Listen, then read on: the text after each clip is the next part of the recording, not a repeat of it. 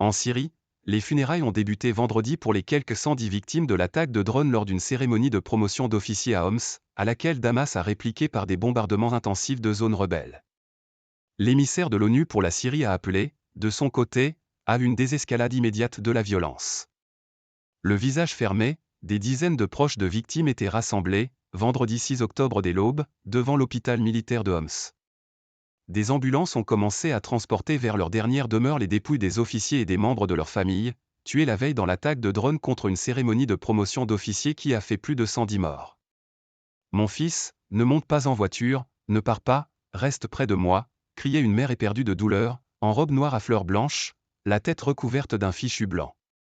Des soldats portant des couronnes précédaient les cercueils, au son d'une musique militaire.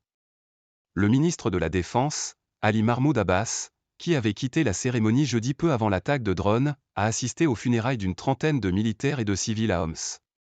Le sang des martyrs qui ont payé de leur vie hier est très cher, mais la patrie l'est encore plus, a-t-il affirmé.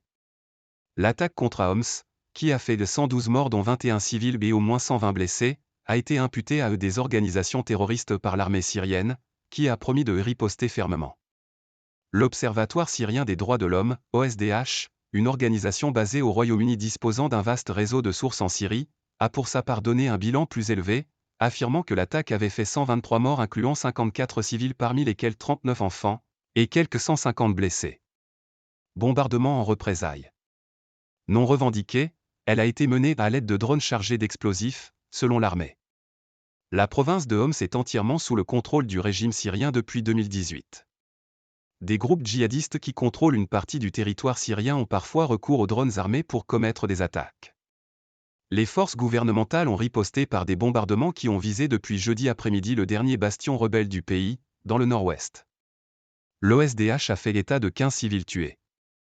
L'envoyé spécial de l'ONU pour la Syrie a appelé jeudi à une désescalade immédiate de la violence en Syrie, après l'attaque contre l'académie militaire.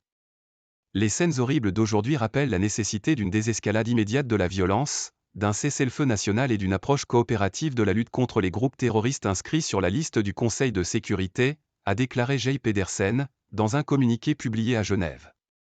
Toutes les parties doivent respecter leurs obligations en vertu du droit international et assurer la protection des civils et des infrastructures civiles, a-t-il ajouté, se disant gravement préoccupé par l'escalade de la violence en Syrie aujourd'hui. Je déplore profondément les pertes de vies humaines de part et d'autre. Je lance un appel urgent à toutes les parties pour qu'elles fassent preuve de la plus grande retenue, a-t-il encore dit. Avec AFP.